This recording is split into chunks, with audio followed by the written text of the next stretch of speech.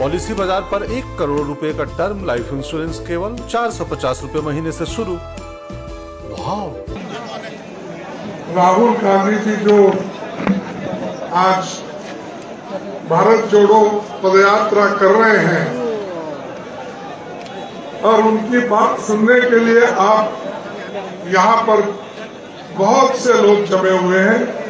वो केवल एक दिन का भी समय नहीं था कि यहाँ पर भाषण होगा, 4 बातें कहेंगे, ऐसा कोई अंदाजा नहीं था। लेकिन जब ये बात सुबह शुरू हो गई तो आज आप लोग हजारों के तादाद में यहाँ पर जमे हैं उनके भाषण सुनने के लिए, उनके कार्यक्रम को देखने के लिए। तो भाइयों, आज ये जो कार्यक्रम है बहुत ही महत्वपूर्ण कार्यक्रम है। जैसा कि कमल हासन जी ने कहा कि पार्टी कोई भी हो, विचार किसी के भी हो सकते हैं अलग अलग, लेकिन देश के लिए हम सब लोग एक हैं और राहुल जी के साथ है, ऐसा उन्होंने यहाँ पर अपना विचार रखा। सही है ना?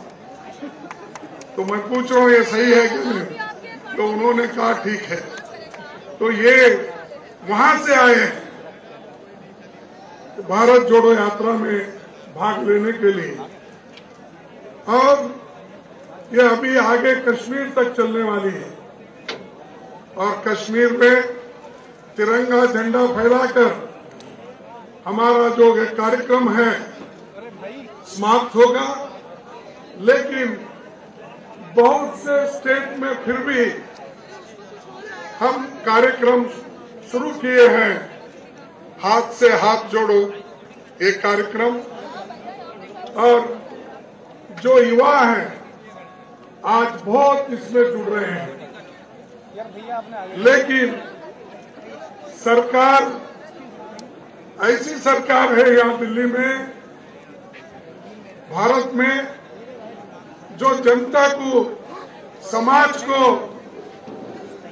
धर्म के नाम पर अलग कर रही है और विचारों की जो आदान प्रदान थी और बोलने की आजादी भी वो छीन ले रहे हैं। और बहुत से लोग जो अच्छे विचारधारा के लोग हैं उनको भी डराया धमकाया जा रहा है। यहाँ तक कि ये जो भारत जोड़ो यात्रा बड़ी यशस्वी हो रही है, कन्याकुमारी से लेकर अब तक तो दिल्ली आई है, ये देखकर यहाँ के सरकार को, बीजेपी को ऐसा हो रहा है, वो डर गए हैं, इसीलिए ये कोविड का बहाना बीच में लाए हैं। अरे कोविड नहीं है कहीं भी, कोई एक मास्क भी नहीं पहना, आप देखिए, और किसी को कुछ नहीं हुआ। लेकिन अचानक हमारे प्रधानमंत्री अपने हेल्थ मिनिस्टर को कहकर ये कहा कि देश में कोविड बढ़ रहा है, इसका जरा प्रचार करो।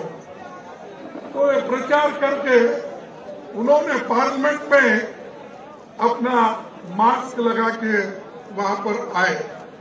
लेकिन मैं उनको कहीं शादी में देखा, कहीं जाते, वहां पर वो मास्क नहीं लगाए थे, उनका मास्क नहीं था। अरे आप खुद मास्क बाहर नहीं पहनते हो, पार्लियामेंट में आकर ऐसा मास्क पहनते हो। ये सिर्फ डराने के लिए, आप में डर पैदा करने के लिए, लोगों में डर पैदा करके इस यात्रा को तोड़ने की कोशिश कर रहे हैं। लेकिन हम डरने वाले नहीं हैं, हम आगे बढ़ते रहेंगे। और राहुल जी ऐसी कई चीजें देखे हैं अपने जीवन में, और ये भी उनको, अगर कोई भी कितने भी मुश्किल हमारे सामने आएंगे, हम आगे बढ़ते रहेंगे। लेकिन ये जो भारत जोड़ो यात्रा है किसी पॉलिटिकल गेम के लिए नहीं है, ये इसलिए है देश में महंगाई है, महंगाई के खिलाफ आज ये आवाज उठा रहे हैं। अनएम्प्लॉयमेंट है, उसके खिलाफ वो आवाज उठा रहे हैं। आज चीन हमारे ऊपर हमला कर रहा है, उसके खिलाफ वो आवाज उठा रहे हैं। हमने भी बड़ी कोशिश की पार्लियामेंट में अनएम्प्लॉयमेंट इश्यू पे बोलने का, इन्फ्लेशन पे, महंगाई पे बोलने का, बॉर्डर पे जो चल रहा है आज चाइना घुसपैठ कर रही है उसके ऊपर बोलने का, लेकिन ये सरकार बोलने नहीं देती और हमारी बात नहीं सुनती और चर्चा के लिए भी तैयार नहीं, चर्चा से भाग रहे हैं। अगर आप में हिम्मत है तो पार्लियामेंट में चर्चा करो, लोगों को मालूम होने दो कि आप किस मंशा से, किस नियत से आपको चर्चा छुपाना। जब पंडित जवाहरलाल नेहरू जी के जमाने में ये बात आई थी चाइना का हमले का, उस वक्त पंडित जवाहरलाल नेहरू जी पार्लियामेंट में चर्चा के लिए तैयार हो गए। 165 एमपीज उस चर्चा में हिस्सा लिए। 1965 में भी चर्चा हुई, उस वक्त विदेश नीति पर, उस वक्त भी 3 दिन चर्चा चला। इस ढंग से कांग्रेस पार्टी जब भी हुकूमत में होती है उस वक्त कोई चीज छुपाती नहीं, सभी लोगों को बताती है, जनता को बताती है। लेकिन मैं पूछना चाहता हूं, मोदी जी आप क्यों छुपा रहे हो? आप क्यों पीछे हट रहे हो और चर्चा से क्यों भाग रहे हो? हम ये पूछना चाहते हैं। तो इसलिए दोस्तों, ये भारत जोड़ो यात्रा जो राहुल जी की आइडिया है, राहुल जी ने निकाला और उसको अनुष्ठान में लाया।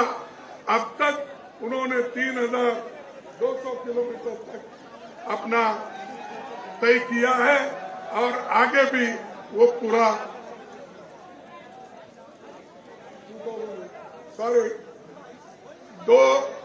2800 किलोमीटर उन्होंने तय किया है। बाकी का भी जल्दी तय करने वो जा रहे हैं, इसमें कोई पिछाहट नहीं है। चाहे वो कोविड हो, चाहे कुछ भी हो, हम वो चलते जाएंगे, लोगों को जोड़ते जाएंगे, लोगों को मिलते जाएंगे। और राहुल जी सिर्फ किसी कांग्रेस को ही नहीं मिल रहे हैं, या कांग्रेस कार्यकर्ताओं को नहीं, सभी को, बच्चों से लेकर बूढ़ों तक और विद्यार्थी से लेकर प्रोफेसर तक, जर्नलिस्ट से लेकर टीवी के लोगों तक, सभी से वो मिलकर उनकी बात सुन रहे हैं और सुनकर आगे बढ़ रहे हैं। और देश में क्या माहौल है वो सब उनको मालूम है और वो मालूम कर दे रहे हैं।